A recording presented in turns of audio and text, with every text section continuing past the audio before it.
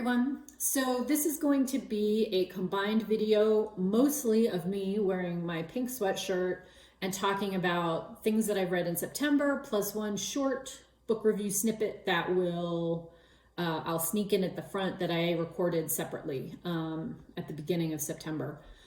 This is just going to get us caught up, and it'll be a way for me to talk to you all about the books that I've read in the month of September, kind of some ongoing plans for October, and just get you caught up on what I've had off the bookshelf over the last month or so. So enjoy. Hey everyone.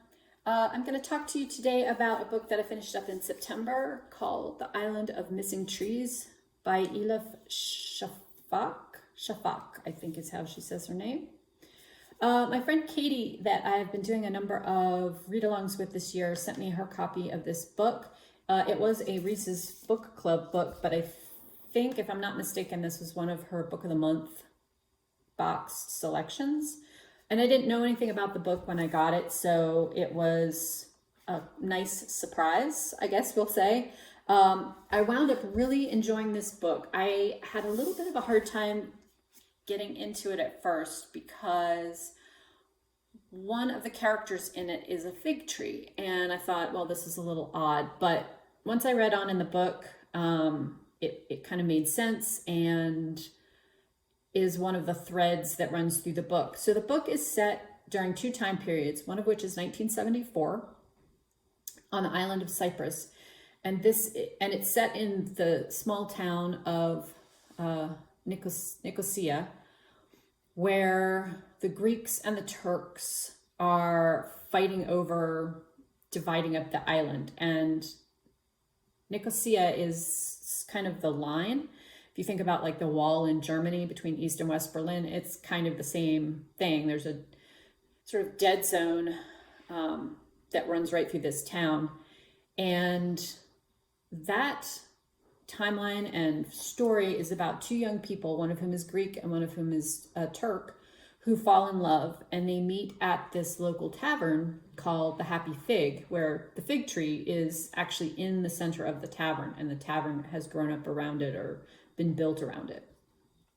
The other part of the book is set in the late 2000s in London, and it follows this young girl named Ida, who she and her father, she's recently lost her mother, and her father is the Greek who fell in love with the Turk back on Cyprus. And so it's a book not only about her parents' love story that takes place in 1974, as well as kind of her learning more about her two families' histories and their cultures and things that are different and things that are the same.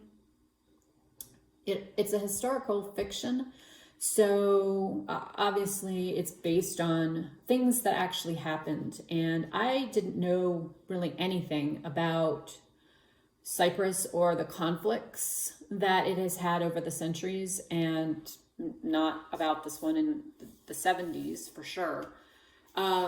But it really split the population, as these things often do, into two different, warring factions. There was no reason for these two young people to be allowed to see each other.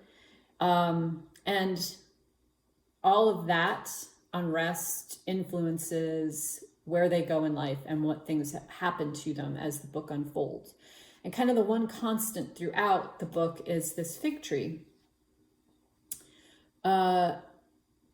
Ida's father, Costas, has taken a cutting from the fig tree that's in the tavern, and he has taken it with him to the UK when he leaves Cyprus, and cares for it. And even though the UK is not really a climate suitable for fig trees to grow outside, he's nurtured the tree along, and he takes care of it, protects it from the winter storms, and nurtures it in their backyard. And that's kind of part of his lost youth, is wrapped up in keeping this tree alive. The other thing that I really liked about this book, the story of the romance between these two young people and what happens to them afterwards is very good.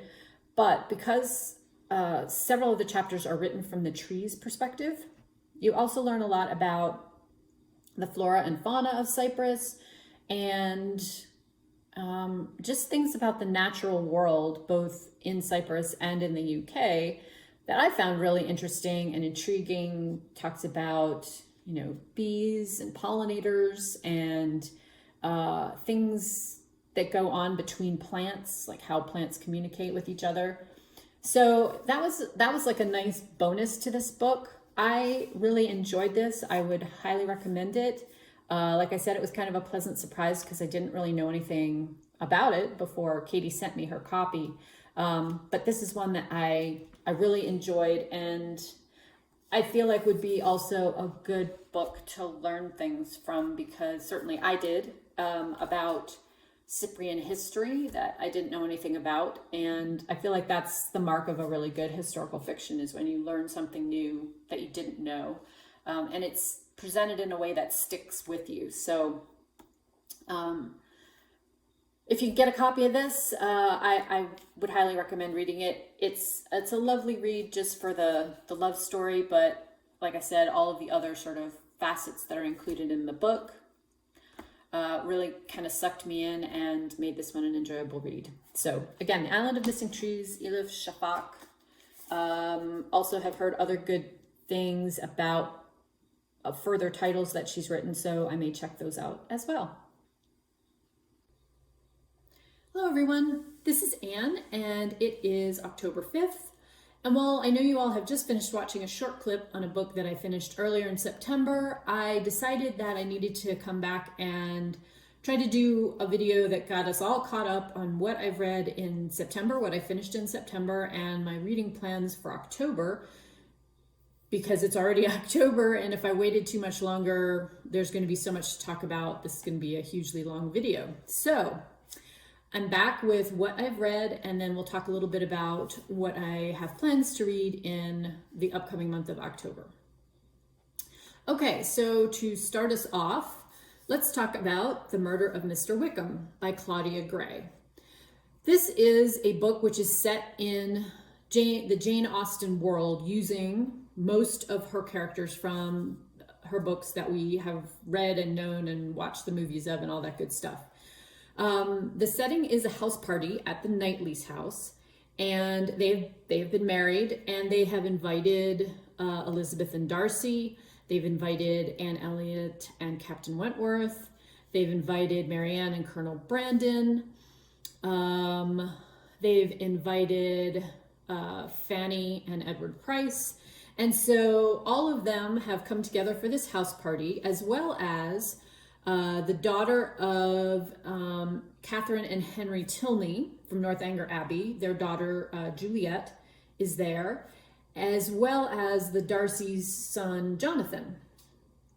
And into this house party comes the uninvited and not very well-loved Mr. Wickham. He is trapped in the house due to some bad weather and is found murdered, as you might guess from the title.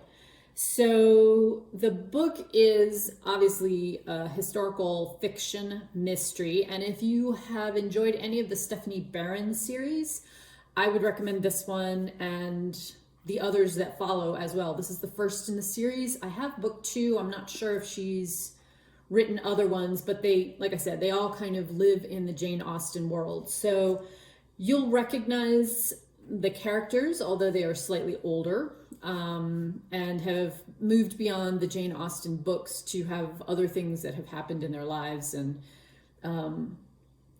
the character development is very true to Austen.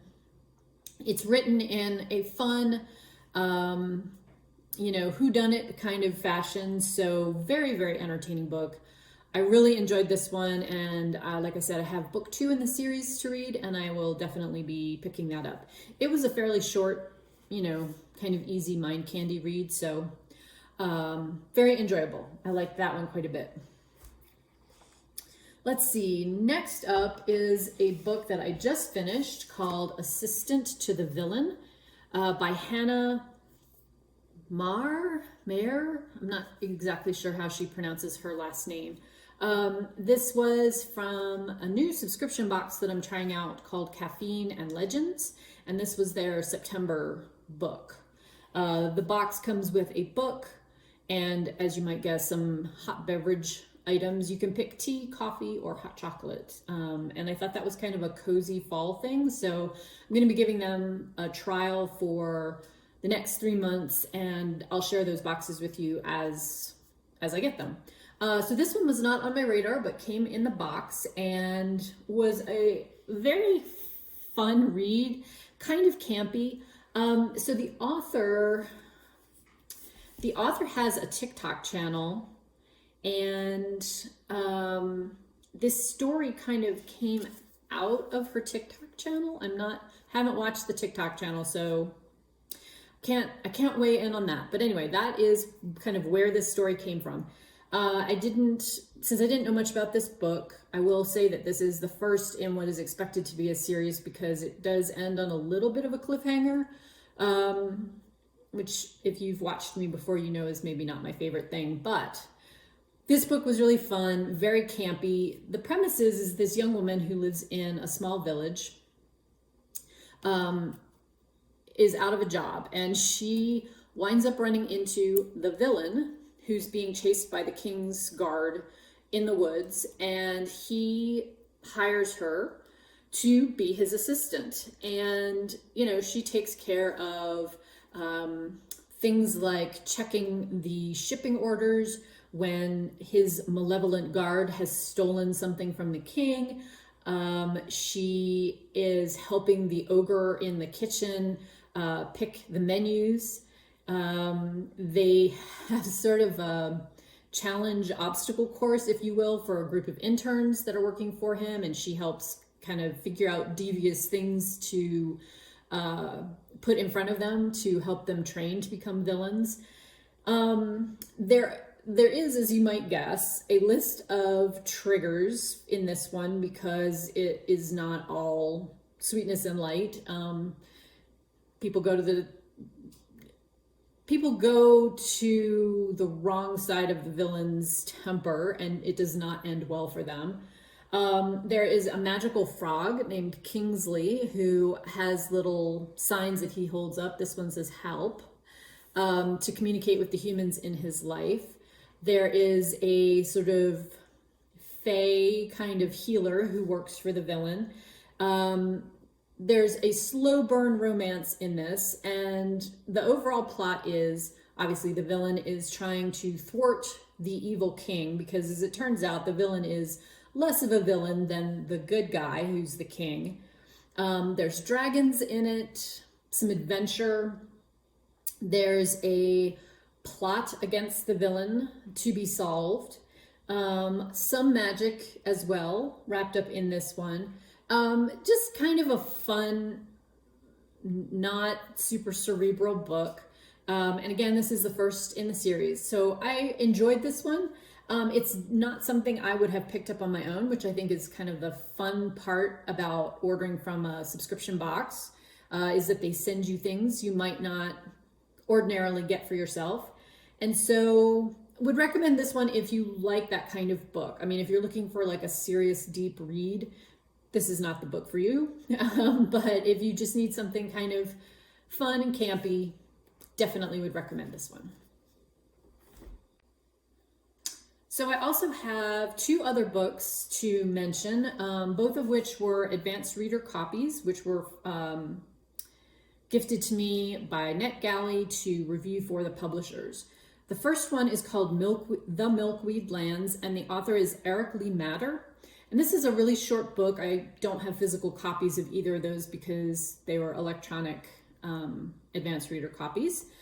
And I wish I could have shown this one to you, because while he's a botanist and has written the text, the book also is full of these beautiful watercolor illustrations that show not only the milkweed plant during its entire life cycle, but it also shows the creatures who are dependent on it, such as the monarch butterfly, which is probably the most well-known. But it also talks about the different birds that rely on it for seeds, beetles, spiders, and then underground. Some beetles are underground, but also sort of grubs as well. So it's a nonfiction book, and it's a very short read, but like I said, beautifully illustrated. And I personally enjoy this kind of nonfiction book that gets you enough information about a very specific topic that you feel like you at least know a little bit more about it than you did before you started reading, but isn't so heavily scientific that you get bogged down in it. So he talks about loss of habitat, which is a thing, and how important the milkweed is to the ecosystem of a lot of creatures that are kind of on the cusp of not necessarily being endangered, but certainly are threatened because of loss of habitat, loss of food, loss of breeding grounds, all of that. And it talks about ways you can propagate milkweed, kind of the best place to plant, or ways to encourage milkweed to thrive and expand if you already have some where you live. It tends to be a plant that is kind of a throwaway, if you will. It tends to be kind of a roadside weed in a lot of people's minds. But again, it's an important source for a lot of different insects, from food to like a breeding plant that they lay eggs on. And so as a result, the less we have of the plant, the less we have of those animals and insects. And so he, without getting preachy, talks a little bit about that, and, you know, just the importance of cultivating things that are not necessarily beautiful or, you know, showy, or something that is a plant that you would put in your garden, but is an important building block within the larger ecosystem. So recommended that one if you like nonfiction and are interested in plants and kind of ecology. The second book was a historical fiction called Cities of Women. The author's name is Kathleen Jones, and I was intrigued by this one for two reasons and why I had requested to review it. The first is it mentions the medieval author and poetess Christine de Pizan. She was a medieval writer, and I took a college class on medieval and Renaissance writers. She's writing at the end of the 14th century for the most part.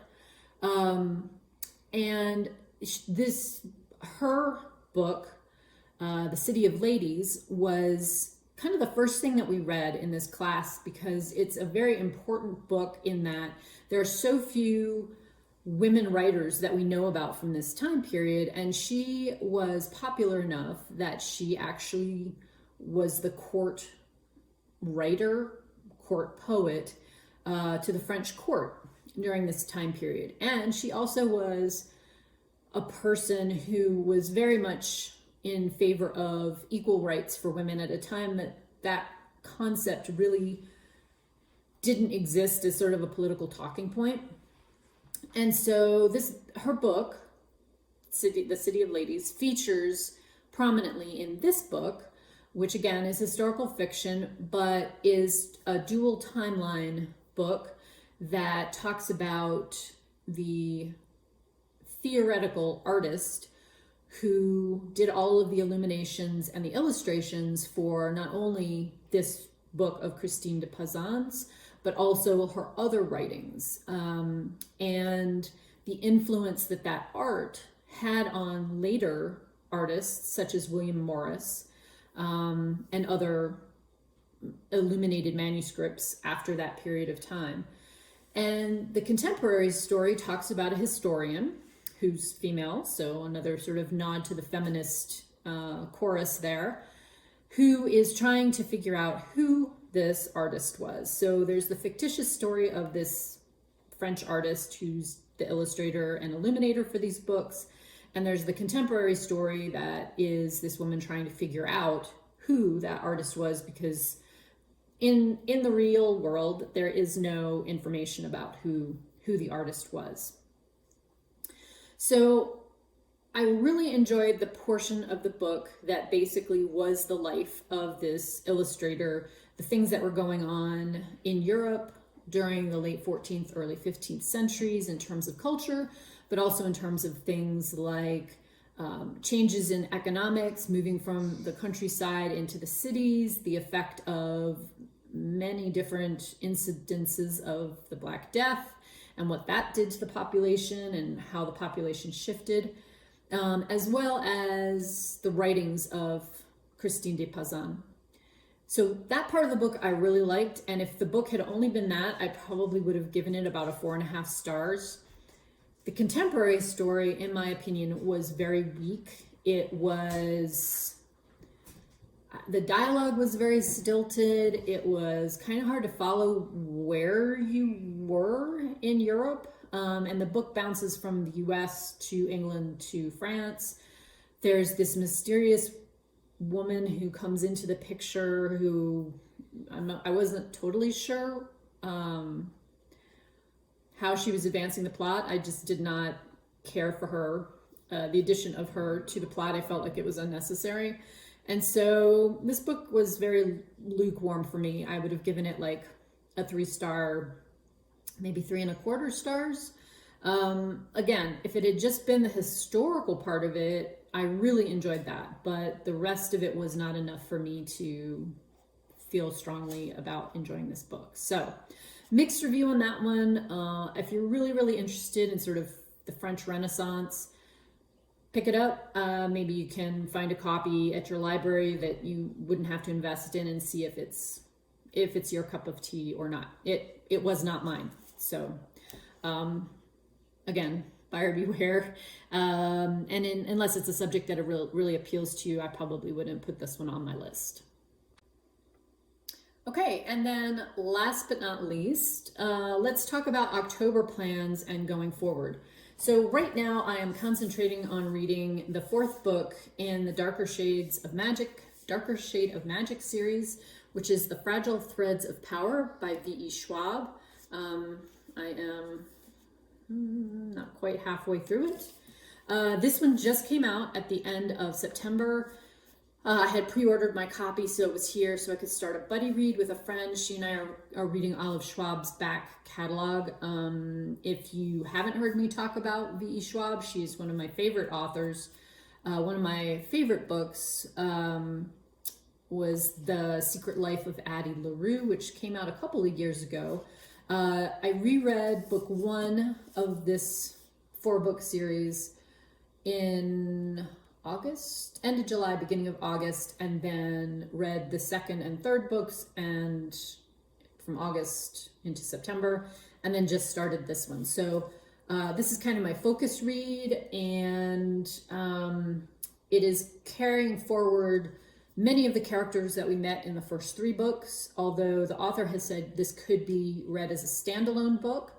And so far I would agree with that because she's doing a very good job of kind of redeveloping the characters without being too repetitive. But then there's also the introduction of some new characters in this one. So the premise of this is that there are 4 Londons and they're all kind of stacked like pages in a book. And the 4 Londons, for the most part, are unaware of the existence of the other Londons. They're all in different countries, in different worlds. And there's a limited number of people who can move between those worlds, and they are called the Antari. They are exceptional magicians. And the first 3 books kind of focus on Kell, who is the Red London magician, and the court there. But this also refers back to the goings-on in Red London for the most part. There's also Grey London, which is the London that we would know in the 19th century. There's Black London, which has been sealed off, where the magic has gotten out of control. And there's White London, which is sort of Nordic Viking themed. They have recently lost their ruler, and there is a new queen on the throne in White London. So this is kind of bringing all of those storylines together in this book. So more on that to come once I finish it, but looking forward to that read. I also have another advanced reader copy that I really have just started. It's kind of a biography, and I'll just report on that when I get it finished. So it's all at once. I have a couple of other things. If I get through this, the Schwab book is fairly long. I think it's 40 pages, 640 pages. So if I get this one finished and have time to spare, I'm thinking I may tackle the second book in this series that I talked about at the beginning of the video, or beginning of this section of the video. And I will have my next Caffeine and Legends book of the month to show up. Not that I have so few books to pick from that I don't know what to do with myself. But those would be my priorities. And then looking ahead, November is Nonfiction November, which is hosted by the Bookstagrammer and Booktuber, a Book Olive. I'll link her channel down below. She hosts that every November, and I'm planning on participating again this year. Had a blast with what I read last year, so this seems like just kind of continue on with that. So that's the end of all of my book updates. I will be back hopefully fairly shortly with the other crafty things, but this will at least get us caught up on books for September and going into October. Talk to y'all later. Bye.